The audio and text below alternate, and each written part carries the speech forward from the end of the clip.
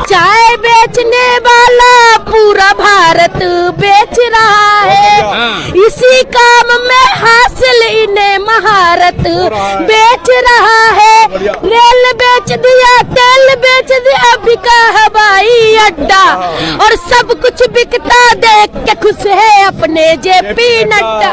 अरे जनता महंगाई की मारी करती हाहाकार, कहाँ सोया है चौकीदार, कहाँ सोया है चौकीदार। एक चीज भाजपा ने बहुत मजबूत बनाई, वो भी बिना पैसे के, अंधभक्त। उनको कितना भी समझा लो लेकिन कुत्ते की पूंछ वो सीधी नहीं हो रही। भाई भाजपा ने कुछ अच्छा नहीं बनाया, सब कुछ मजबूत नहीं बनाया। आप सड़क बनाते हैं धस जाती है, पुल बनाते हैं टूट जाता है, अस्पताल बनाते हैं तो उसमें डॉक्टर नहीं आते हैं। लेकिन एक चीज भाजपा ने बहुत मजबूत बनाई, वो भी बिना पैसे के, अंधभक्त। उनको कितना भी समझा लो लेकिन कुत्ते की पूंछ वो सीधी नहीं हो रही।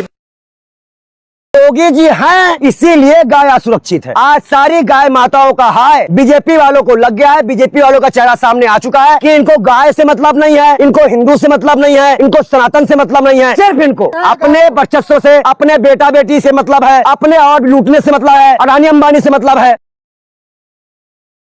हम लोग बनारस की धरती से आए हैं जहां नरेंद्र दामोदर दास मोदी को 1,30,000 वोट से बच गए। 7 राउंड हराया गया है। इस बार ये तय कर लिया गया है और कैमरे पे जिम्मेदारी से कहा जा रहा है नरेंद्र दामोदर दास मोदी काशी की 8 सीट हार रहे हैं और अयोध्या की हारे हैं, वैसे वो बनारस। और आज मेरी छात्रों को हिंदू मुसलमान से अलग मत करो, लड़ाओ मत, भड़काओ मत, शिक्षा पे बात करो, शिक्षा दो, रोजगार दो कि हम रोजगार करें। महंगाई बढ़ा के और हिंदू मुसलमान में लड़ा के भरमा रहे हैं।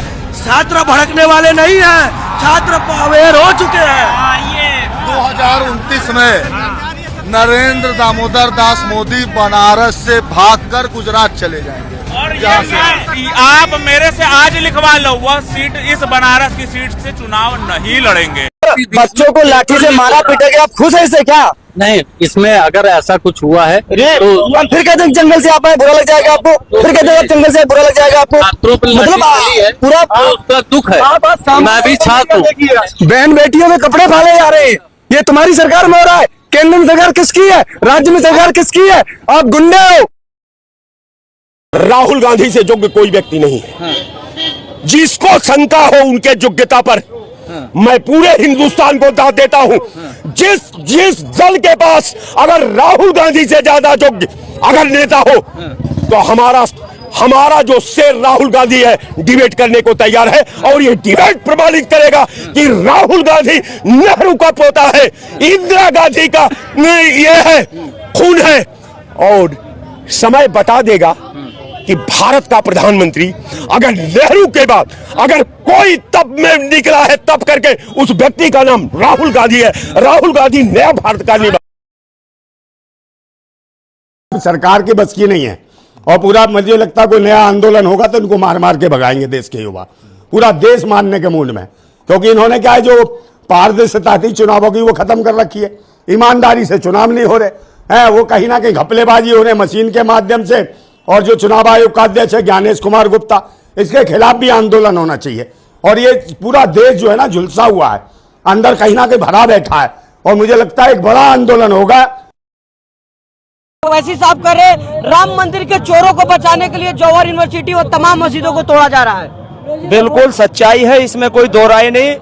वो चंदा चोरों को बचाने के लिए मर्यादा पुरुषोत्तम रामचंद्र भगवान के मंदिर में जिन्होंने चोरी कर ली हो, वो देश को कुछ नहीं दे सकते, देश की जनता को कुछ नहीं दे सकते। वो हिंदुओं के दुश्मन, वो मुसलमानों के दुश्मन, वो संविधान के दुश्मन, वो कानून के दुश्मन है। वो सिर्फ एक क्षत्रिय राज चलाना चाहते हैं। मगर अब उनको समझना होगा कि अब हिंदू और मुसलमान जाग चुका है, हिंदू और मुसलमान जाग चुका है। लोग उसी के देते, हम लोग आरएसएस से है, बचपन से आरएसएस से है, बचपन से।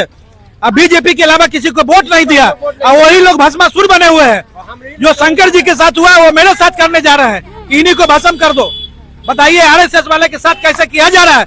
ये ऊपर तक आप लोग पहुँचा है क्या? अब अरिया पर वोट हो गया, अब नहीं मिलेगा। हाँ, जब गलत करेगा तो क्या देगा कोई? अभी वोट नहीं देगा कोई, वोट नहीं मिलेगा। अब वोट नहीं मिलेगा, गलत करेगा, झूठ बोल के किसी का घर हड़प लेगा, किसी का जमीन किसी के खेत हड़प लेगा तो क्या देगा? नहीं देगा। सम्राट चौधरी जब से है तब से कुछ न कुछ उजड़ रहा है गरीबों का। रोज जब नेता आता था उसका घर ढा देता है, उसका जमीन उसका खेत ढा देता है, उसका कारखाना ढा, क्या ऐसे करता है? तो अब एक बात हमको ये बताइए कि अगर इस बार जो है पवन पांडे जी चुनाव लड़ रहा है और अखिलेश यादव ने सबसे पहला टिकट उन्हीं को दिया, मंच से ऐलान कर दिया, से कुछ मतलब नहीं है, तेंद्रांश मतलब है। तो ये पवन पांडे के साथ आप लोग रहेंगे? रहेंगे।